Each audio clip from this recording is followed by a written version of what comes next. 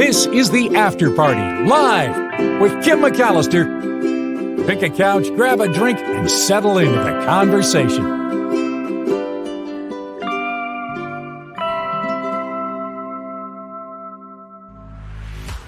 Hey everybody, it is the After Party Live.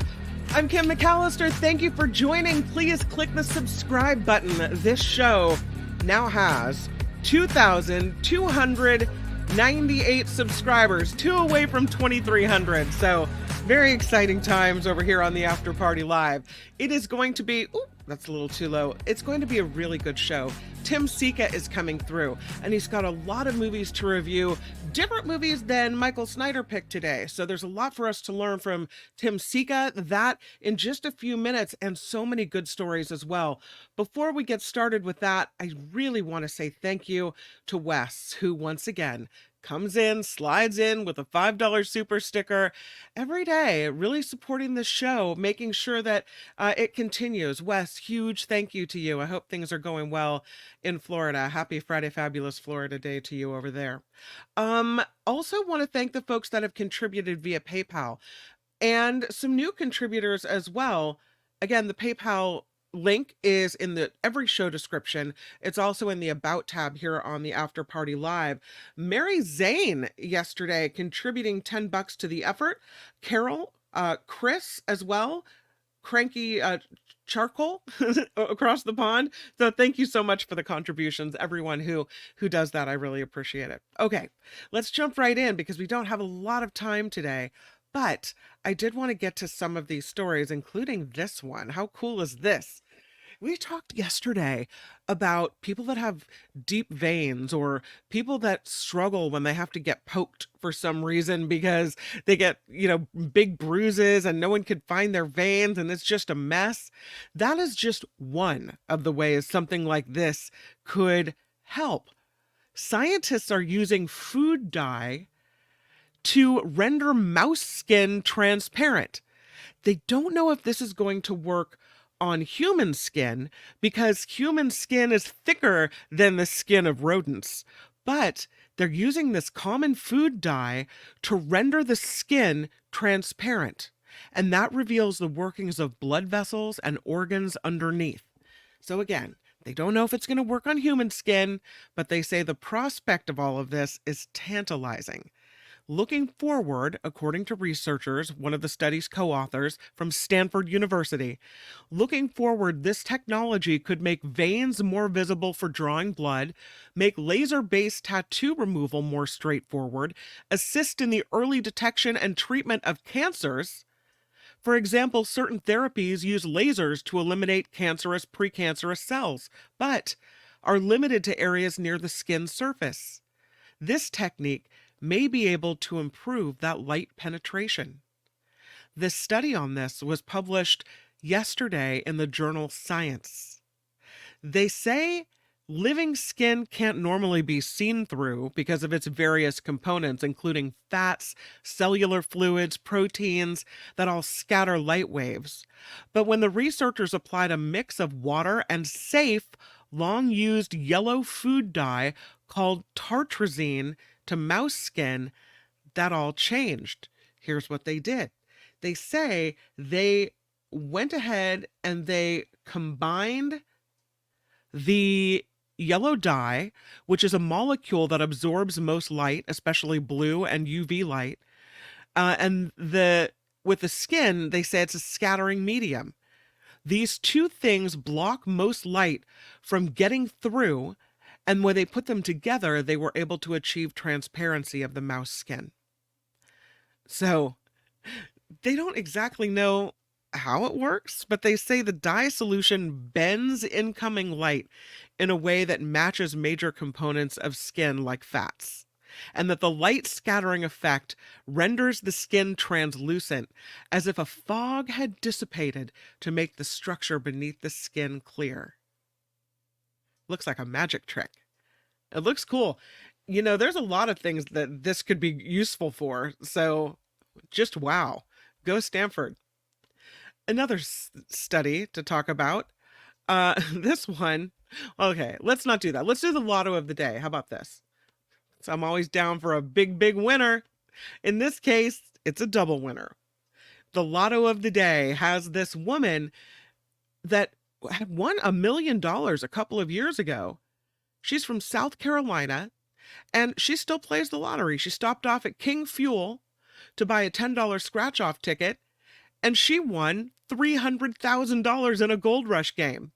She said, I started dancing around my office. It was a thrill. She kept the ticket in her purse so she could show it to the store clerk before she went to lottery headquarters.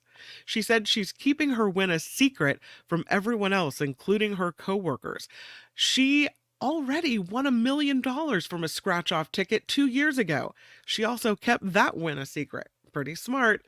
And she says she doesn't intend to stop buying scratch off tickets anytime soon. She said, I'm going for 3. Why not? Man. Let's go see if we can't get a little string cheese in before we welcome Tim Sika to the show. The world now has its largest string cheese ball made in Mexico. This Mexico City hosted a successful attempt for a Guinness World Record. The world's largest string cheese ball happened in Oaxaca. The cheesemakers used a rotating table to create this massive string cheese ball. They recorded it at 1,402.58 pounds. They said it took 2,641 gallons of milk to make this massive string cheese ball. Look at them. They're all masked up. They've got their gloves on. Hey, it's also known as Mexican cheese, this giant string cheese ball, and they now have attained the world record.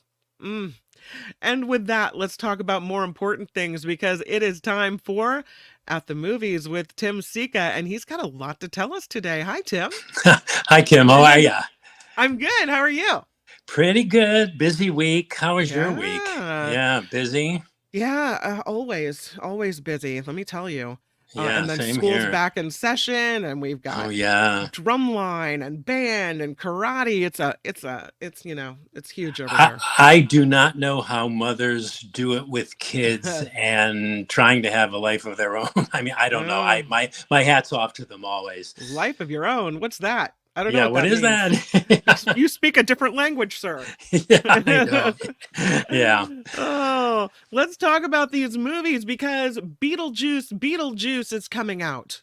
Yeah, Beetlejuice, and happily Michael Keaton return in the role of that afterlife ghost. You know, both are back in this 35 years later sequel to Beetlejuice.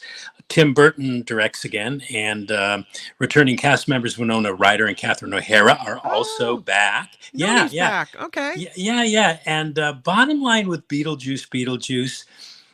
Well, at least they didn't call it Beetlejuice 2. I think that's a good thing. And of course, if you want to say, what do they say? If you say his name 3 times, he will appear from the dead and mess with you. So they wisely opted out from calling it Beetlejuice times 3. Anyway, I found this to be an okay sequel, I guess, though it's difficult to say who the movie was made for. I doubt contemporary audiences are going to relate much to it in the same way as fans of 35 years ago, found the original Beetlejuice kind of fun and goofy. Although the repeat sort of emblematic Tim Burton wackiness, which characterized the first one, might see if people haven't seen the original and they're just seeing that for the first time, that might seem fresh to younger audiences. So who knows? Being a fan of the original, I found the sequel, like I said, it was okay enough, but as a critic, I'm unable to shy away from the fact that all this sequel really does is copy everything about the first one that made the first one work, right? Okay. So as a sequel, I found it to be okay, like I said, but compared to the first one, superfluous. I mean, they really had nowhere else to go with the story, in my opinion, which is why I think it took them 35 years to make a sequel in the first place. But as a standalone movie, it does have its charms. Keaton, of course, astonishingly recreates his role as though he never left it. And this is 35 years later, and he plays this bio-exorcist dead guy who in this one, he wants to marry someone from the realm of the living. And that's kind of funny. The great Catherine O'Hara is back as the conceptual artist Delia Dietz, who provides most of the laughs in the film. Every time Katharine Hepburn said something or reacted to somebody else, I burst out laughing. So, and it's a big, loud, characteristically Tim Burton-ish black comedy. Sure. It's just more of Beetlejuice. So if you're a Beetlejuice fan, have at it. But go in. I would suggest going in with your expectations managed. I was actually expecting to hate it, especially after having read. I don't know if you read about it, but it got a 3-minute standing ovation at the Venice Film Festival. Really? Yeah, what the hell was up with that? For a movie you said just copied the first one? Yeah, well, yeah. So anyway, I'm recommending it, kind of like, backhandedly with the caveats that I mentioned. Yeah. Okay. So yeah, I was here's shocked when I found out it got a 3-minute stand. I thought, what did they like paper the crowd with people from the studio or something? Anyway, yeah. Here's, you probably already know this, but Winona Ryder is a Petaluma girl.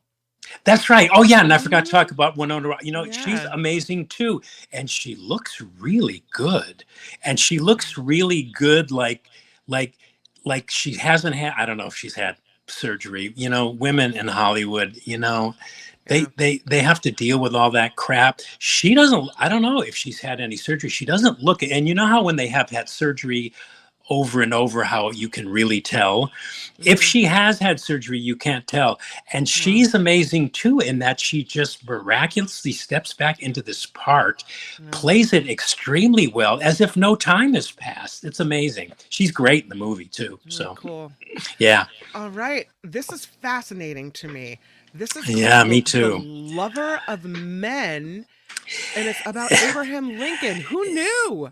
Who kn- Yeah, so the historians and authors appearing in this next movie, Lover of Men, the untold story of Abraham Lincoln, right from the get-go, they tell us that today the big question people are asking about our 16th president, the one US president both political parties agree pretty much was our greatest, was Abraham Lincoln gay? And I was unaware personally that this was the big question people today were asking about Abraham Lincoln. Was he gay?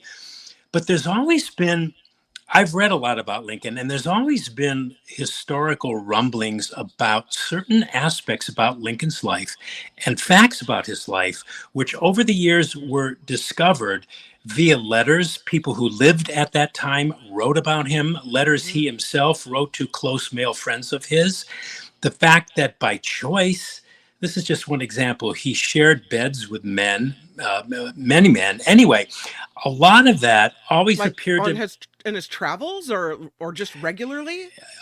both. Oh, Both. Yeah, there's one I'm going to share here because I don't want to give too much away about this movie. But okay. a lot of that always appeared to me to be kind of gossipy and arguably maybe other people wanting to believe that about Lincoln for their own reasons. But this movie makes both simultaneously a compelling and I think at times somewhat sloppy case, but based on evidence consisting of authentic letters featured in the film, claiming that when you put all of the evidence together, you could draw that conclusion that Lincoln may have been gay or had gay feelings, or what Yeah. was the term now, the umbrella term used by sex researchers and writers and authors, who study sexuality. The term being used now is queer, that this may have applied to Lincoln. Now, watching this film, I had all kinds of follow-up questions I would have liked to have asked the filmmakers and the researchers who participated, because most of what is asserted here and believed is speculative, and they admit that it's speculative, but where they got me to listen to their arguments was this statement made by one of the historians who said that speculation per se is a mode that historians have to take because they are fighting against the burden of having to prove a point. History is, after all, facts, but facts combined with a lot of speculation, because none of the historians that write about this stuff was lived at the time. They can only write about history as others have written about it. And an example was that they gave was that, most biographies of Lincoln will start with, well, Lincoln couldn't have been gay because he was married and he fathered several children. Right. But what others are saying is, well, these people are saying, look at this evidence, look at these letters, look at how Lincoln expressed this deep love for certain men. Billy Green was one, Elmer Ellsworth was another, who was, by the way, the first Union casualty of the Civil War. Captain David Derrickson, Joshua Speed. Look at how he expressed emotions he never, at least according to the evidence we had, expressed towards any women he knew or even his wife. Now, I'm not saying that this documentary convinced me that Lincoln was gay, but there's some smoke here. I mean, a lot of what is presented in the film is you go, whoa, I mean, what is that? When Mary Todd was away, for example, this guy that Lincoln handpicked to serve in the Civil War, his name was Captain David Derrickson. When Mary Todd was away, this guy slept with the president in the president's bed with him, all documented, by the way, and was even found to be wearing one of the president's nightshirts. I mean, what is that? That's pretty compelling evidence. And that's just one example. There are many, many others. And bottom line is, I found the film very interesting, at least from the standpoint of learning certain things I didn't know. The movie purports to be this untold chapter of American history. And just from the standpoint of discussion and consideration, it's interesting. I mean, this is a great movie to show with friends or to watch with friends and then just say, hey, what did we just see? And what do you guys think? This is interesting. It makes you wonder. It makes you reconsider some history maybe and consider how we even look at history and what history actually is. So I recommend it. It's interesting. It gets a little unfocused in trying to tie together other aspects that have influenced the conclusions that the film and the people participating in it arrived at. There's these other chapters about the suppression of queer history, and another chapter about the Christian doctrine of slavery, and another one about science and eugenics. So, and I'm going, well, what does this have to do with your argument? But the film is focus on him, right? Yeah, but the film is interesting enough to check out. It's just really, a number of times I went, okay, I would love an explanation of what this was about. So Eric says maybe he was bisexual, like maybe he was married and also, had both going on. I think I think that's what I might conclude based on the evidence that they presented in this movie. And they claimed that it was all authentic. None of it was fabricated. They tried to recreate certain scenes in the places that these things supposedly happened. It's interesting. It's just very interesting. And this movie is playing in theaters right now. So if any of what I said sounds interesting, check it out. It's good. Gordon wants to know if Booth could have been a jilted lover.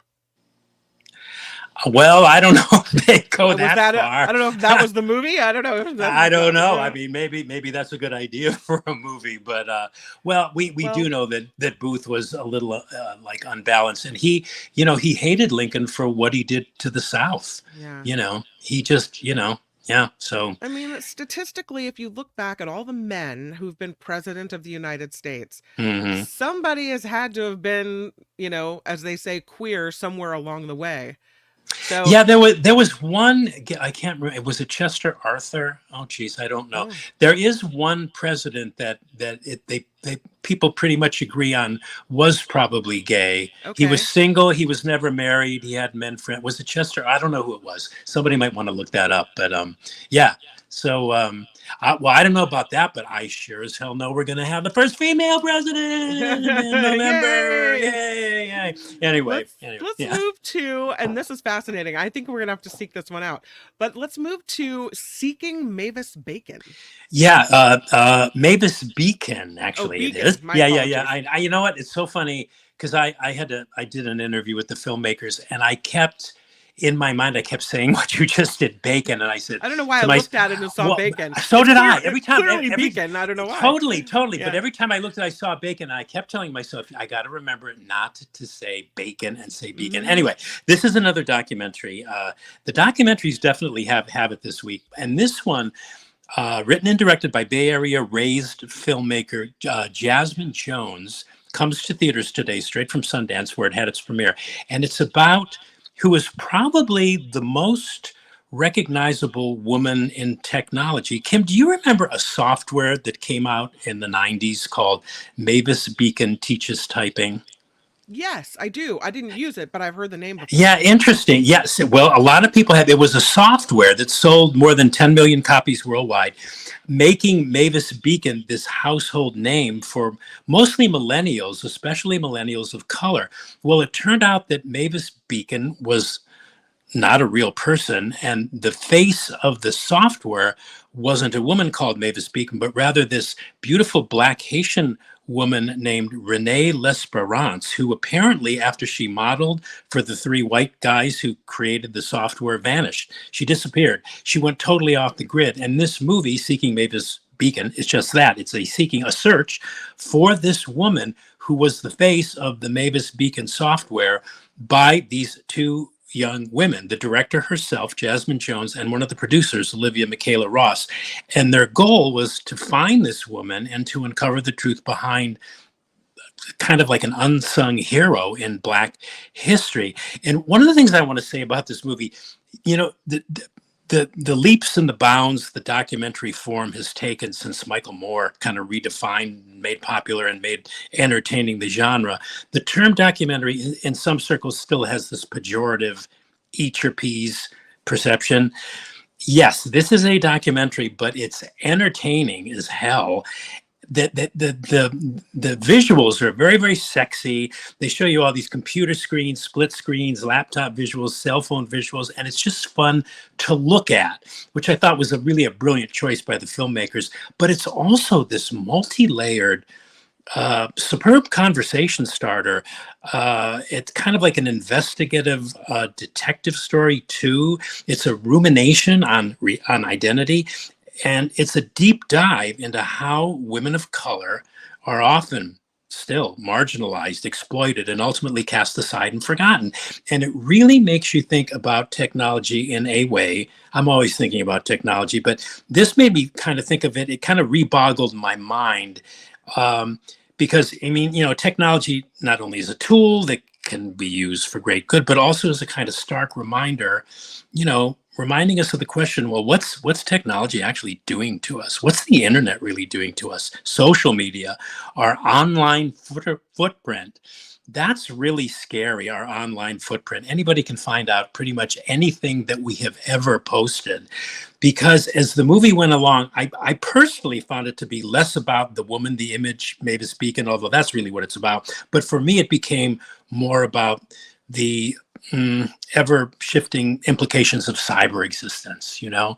So I loved it for a number of reasons. It's just overall terrific documentary. It's opening in theaters today, Seeking Mavis Beacon. It's fascinating. I mean, God, I'm so digging documentaries these days. There are so many interesting ones being made, ones that are well researched, original, that use the language of film in interesting ways. And this is another example of that. Yeah. Hello? Sorry, Hi. I forgot that I muted myself because I could hear an echo. I was going to say it's a really cool movie poster as well. Yeah. You know, what does it look like? E.T., doesn't it? To me, it looks like E.T. when they touch the fingers. Yeah. Anyway, so that's that one. That's a good one too. Yeah. The next one is called The Front Room.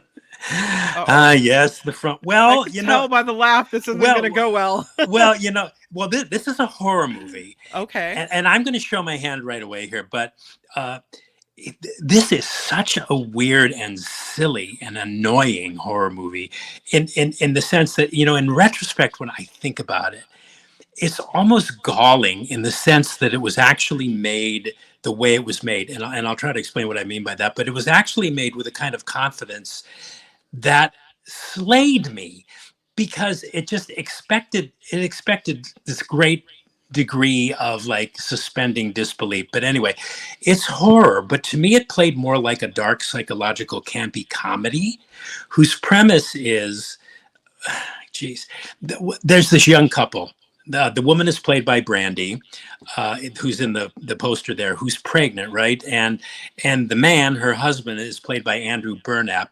His father has just died, right? And the long and the short of it is that the couple agrees to take in, very, very reluctantly, for reasons which I will not spoil, they agree to take in this weird and religiously fanatical stepmother, his stepmother, in what can only be described as insanely performed by an actress named Catherine Hunter. She's a stage actress in a performance that, I don't know, it defies description. I don't know if it's good acting or bad acting, but if I had to choose one, I'd probably choose the latter. She plays this character of this crazy stepmother with this gravelly voice, talking underneath her throat to the extent you can barely understand what the hell she's saying. Her facial tics and her bizarre facial expressions were just irritating and grotesquely histrionic.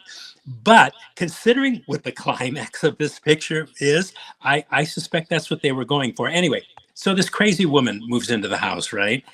And I kept wanting to slap both the woman and the man for taking her in the first place. They should have had this woman committed immediately, especially considering the fact that the wife was in an advanced state of pregnancy. You know, she was just having her own issues. Anyway, no surprise that everything goes to hell in the household once this demon stepmother moves in. And the movie is it's a lot of cheap thrills that's kind of gussied up by some of Brandy, the lead actress who's in the poster there. Brandy's got glamour, and she's such a beautiful woman. She's such a fine actress. If it weren't for Brandy, I think I would have bailed on this movie at the halfway mark, but I stuck with it. There's a kind of like, I don't know how I would describe it, like an ersatz Rosemary's Baby vibe about this movie. The music score is actually funny. I think it's intentional. The theremin, I don't know if you know what the theremin is. It's like that instrument that goes, you know, that's what a theremin is. It's got a weird, like, space vibey, kind of creepy feel to it. And there are all these theremin arrangements of the Queen of the Night aria from Mozart's Magic Flute and Sounds the Swan and Schubert's Ave Maria that defy comprehension. What I had a believability problem with this movie, Kim, was the premise of this crazy woman moving into this young couple's home. Was that the situation was such that no two sane people would have put up with her for more than 48 hours at most. But it's what made the ending of the film so perversely satisfying. I was actually kind of cheering at the end, and I'm going, oh my God, what does that say about me? Anyway, I guess the best way to describe it is that it is a movie. It's so bad, it's good. And if you're somebody who's ever really, really hated your mother-in-law, this is the movie for you. That's all I want to say. Okay. Oh, yike. Anyway, yeah, I found it to be so awful that I liked it, and I'm recommending it, even though I'm sounding like I'm trashing it. I'm recommending it. Okay. Yeah. All right. And lastly, you've come to us with this one, The True Story of Tamara de Lempicka and the Art of Survival. Yeah, another documentary. Yay. You know, I want to make folks aware of this movie before it officially opens because it's so good. I'm afraid it might get lost in the industry's release schedule. And that's this last movie. It's called The True Art of Tamara de Lempicka and the Art of Survival. And I didn't know the name of Tamara de Lempicka, but while I was watching the movie, I realized that I was, in my mind anyway, peripherally aware of some of her work. She was a painter in a kind of what's become known as the Art Deco style, and a woman who created these incredibly beautiful, arresting portraits, among other kinds of paintings. Anyway, this movie, written, directed, and narrated by Julie Rubio, is not only about Tamara de Lempicka's art, which is truly stunning and mesmerizing to just take in And in and of itself, it's just, if the focus were just on her artworks, it would have been an amazing movie. But it's also about this woman's extraordinary life, which reads like this combination, perilous adventure story slash identity drama slash colorful portrait of this incredibly bold and brave progressive artist and woman who spent the lion's share of her life in a kind of survival mode, hence the title, because of the time she was living in, like the Nazi takeover of Germany, and the fact that she was a Jewish female bisexual artist and mother trying to eke out a living in, a man's world. What industry isn't, right? The art world in this case. It is a fascinating, compelling, enriching, also timely, soul-stirring work of art, this movie. It's infused with great affection and love. And I'm going to talk more about it in the weeks to come when it makes its debut at the Mill Valley Film Festival in October. But for now, I just wanted folks to remember the name, The True Story of Tamara de Lempicka and the Art of Survival. It's a must-see movie about this extraordinary woman. Even if you're not interested in art, you're going to find this just a compelling life story of this amazing lady artist and icon, and I can't recommend it enough. But anyway, it's gonna premiere at Mill Valley in October, but this is just a heads up, in case anybody's taking notes and putting things in their schedule. So, hello, I don't hear you.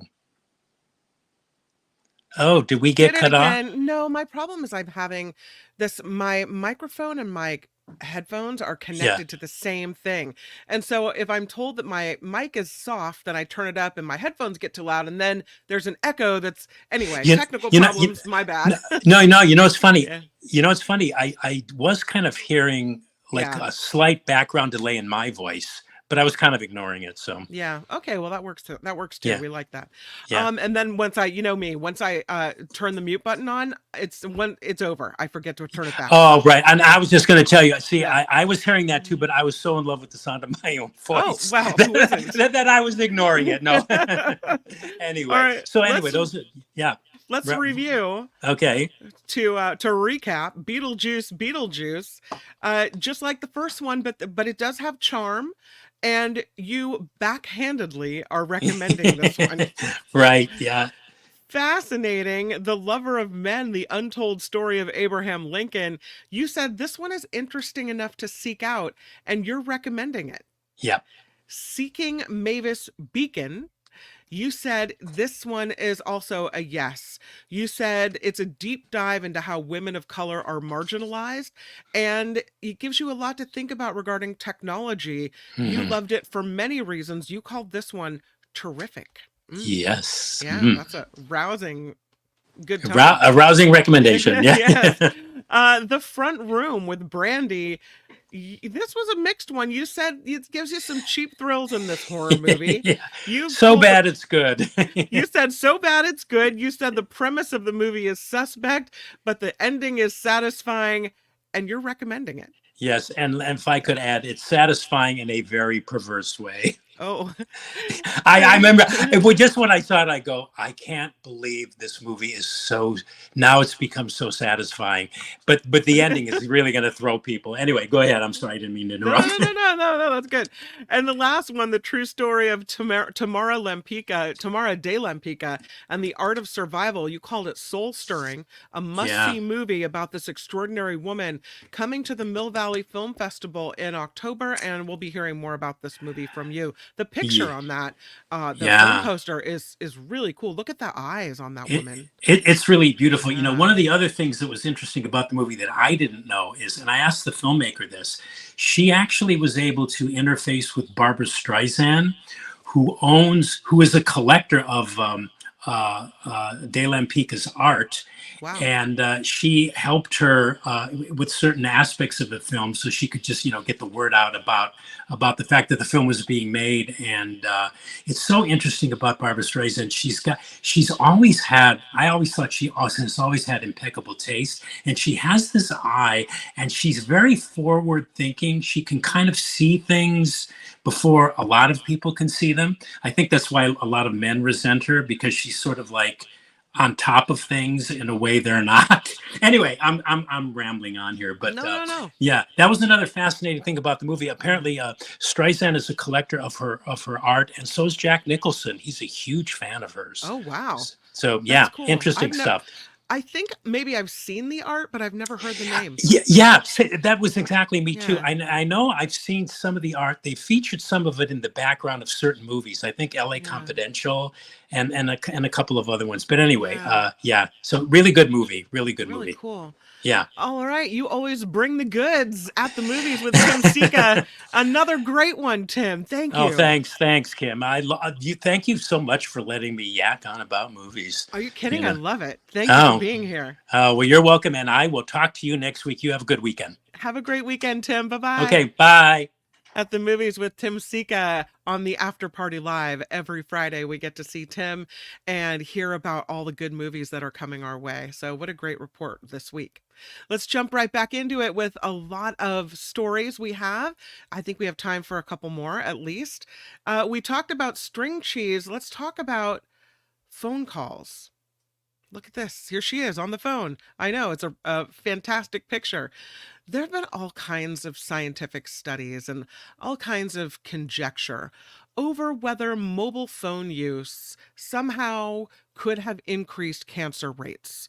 Maybe it's bad for us, to the point where I'll often use speakerphone and try not to put the phone up to my ear. If my, daughter's on the phone, I'll try to make her take it away from her ear, trying to minimize the contact. Well, there's a review now of 63 studies. They looked at all of these studies and they've surmised there is no link between mobile phone use and an increased risk of brain cancer.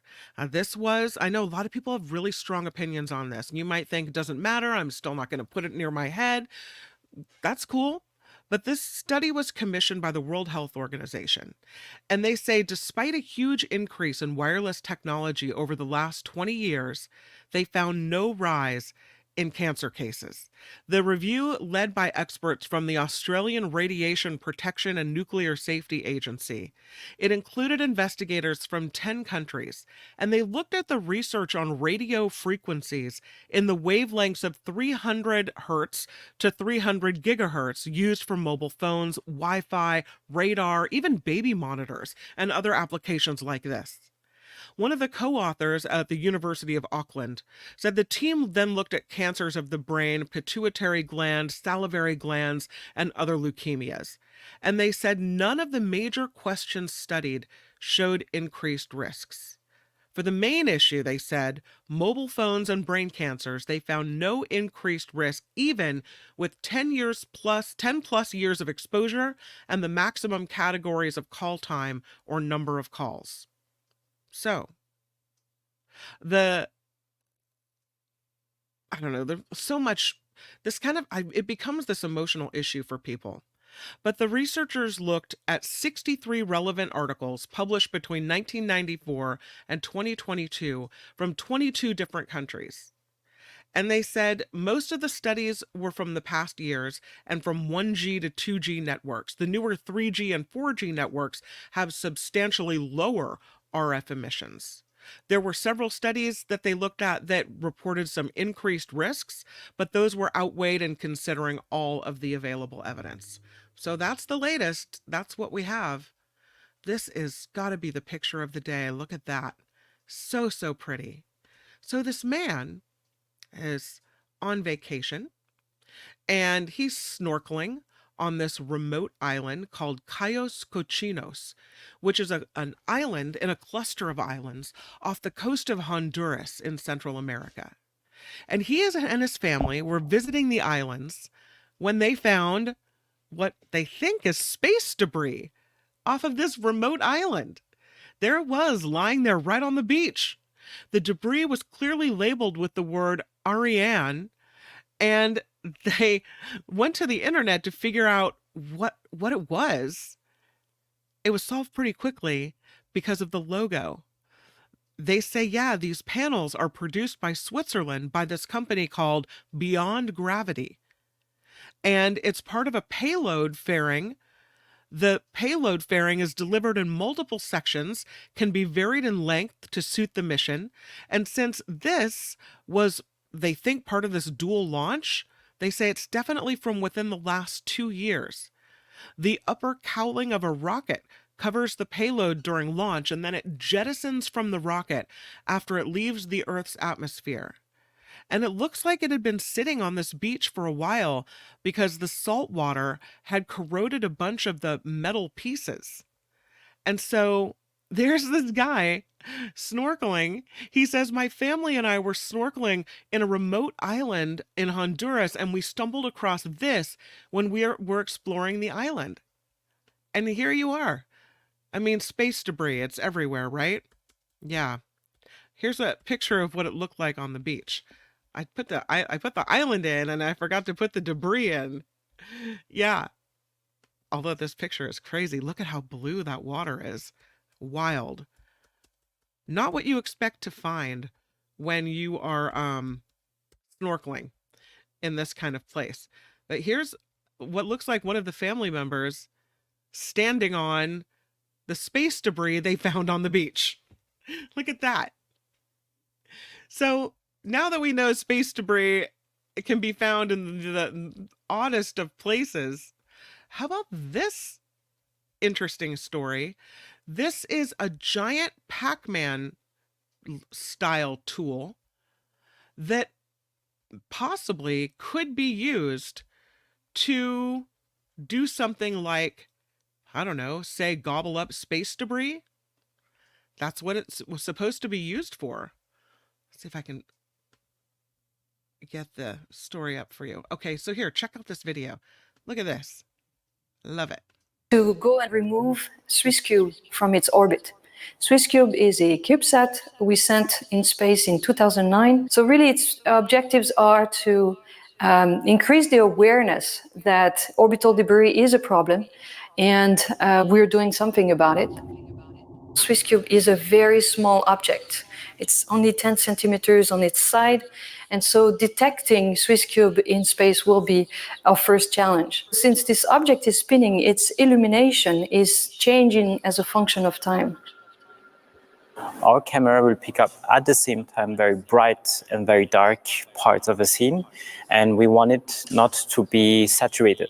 Therefore, we need very specific sensors that allow for a very large dynamic range. And afterwards, we need to process it, and we need to do it in real time in order to feed it to the capture system. The next challenge will be to actually perform a capture.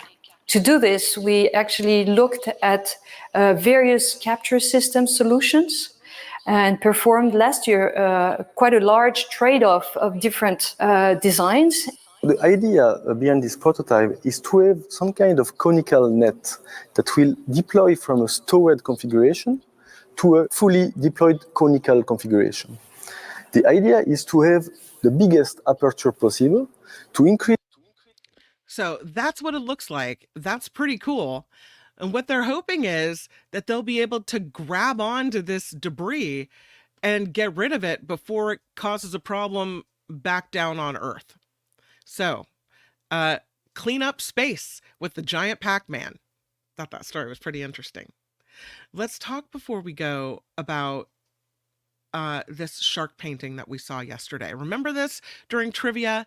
And we looked at this painting, the naked guy. There's a whole history and a story to this painting that I thought was interesting enough to talk about, so that we become art experts here on the After Party Live. Now, the painting is called Watson and the Shark, and it was painted by a man called John Singleton Copley. And the painting is based on a real incident that happened. It's a dramatic rendering of a shark attacking a 14-year-old boy Brooke Watson. And this whole incident caused this sensation. When this painting was exhibited at London's Royal Academy in 1778, it caused a bit of a sensation as well. When it was released in 1778, and that was 30 years after this shark attack.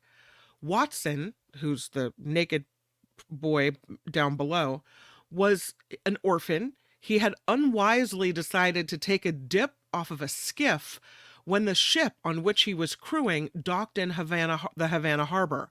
This shark attacked him, biting his right leg and pulling him under.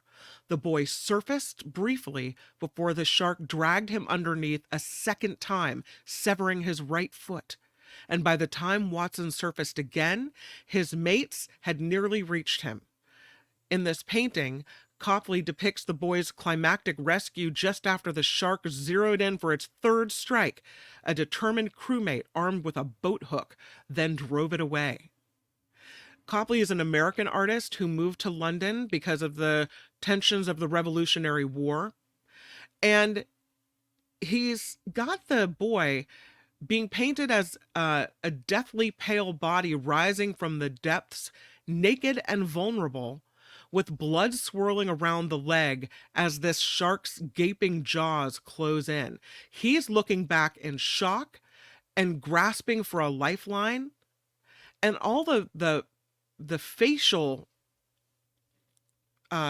impressions are important in this painting. They're derived from models of emotional expression developed by an 18th century French artist. They have a register of responses: contempt with the harpooner, dread with the sailor at the far left, compassion with the West African man, and the astonishment of the older sailor. So, the next time someone brings up this painting, now we're all up to speed and we're all a little more educated. Speaking of art, let's go to this art. What the heck is that, you might ask? Well, that's a bench. It's an interesting design of a bench, reusing things to make them into something new. What you're looking at is old gas pipes turned into a new spotted leopard bench. The designer is Dutch. His name is Rick van Veen, and he found leftover plastic pipes and fused them together and then carved them to create a textural pattern that looks like a leopard's fur.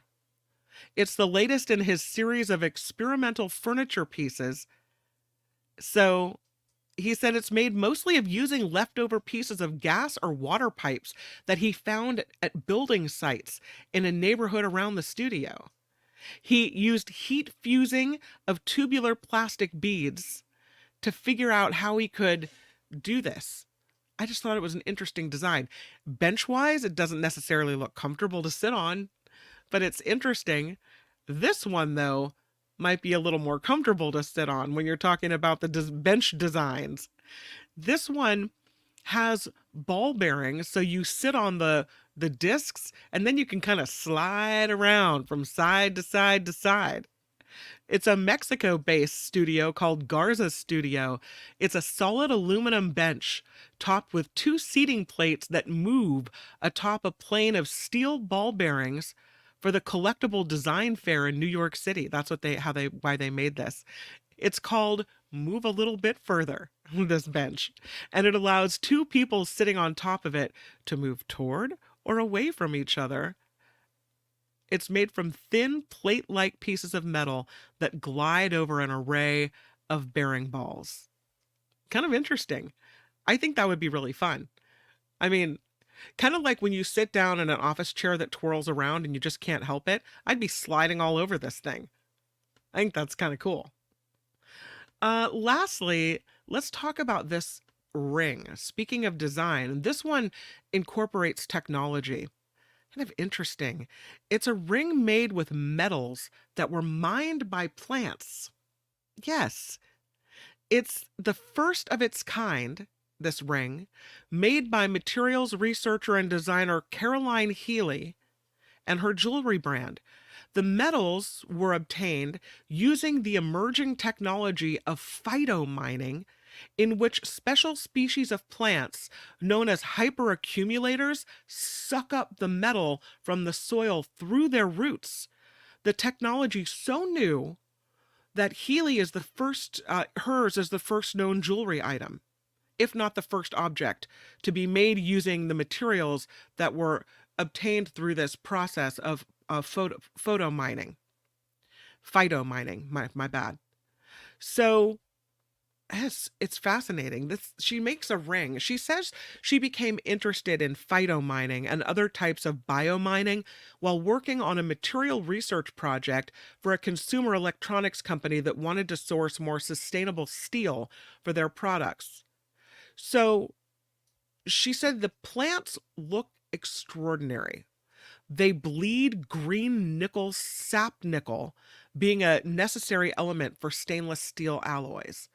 They bleed green nickel. How cool is that? She said after this, she learned of other useful interactions between biological organisms and metals and bacteria that can eat gold from waste circuit boards and a fungus in Australia that gathers gold particles on its body. And this led her to do a research project that she calls Future Metals, and this ring is part of that project. She said, as a jeweler, I connected the dots and I thought about how it would be possible to source precious metals using biology in a renewable way, being in harmony with ecosystems, acting as a reason to clean up waste.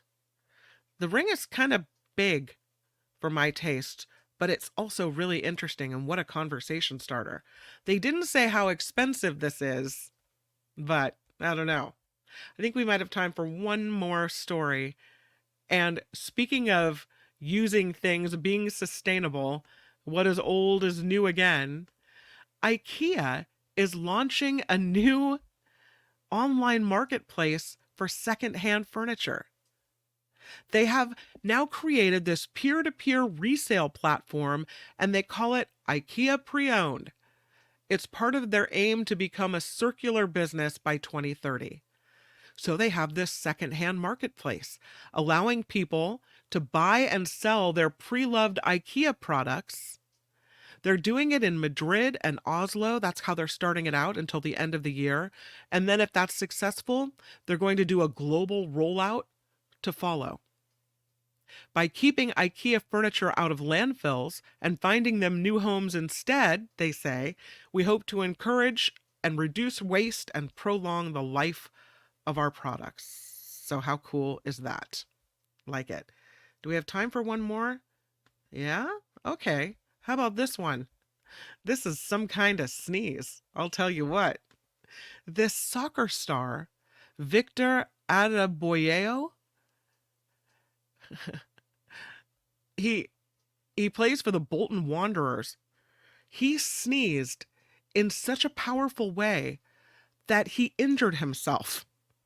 So Victor is a striker for the Bolton Wanderers, and he was supposed to take part in this trophy group game this week, but he had to pull out of it because he hurt his back and his rib cage. Reporter said, what happened?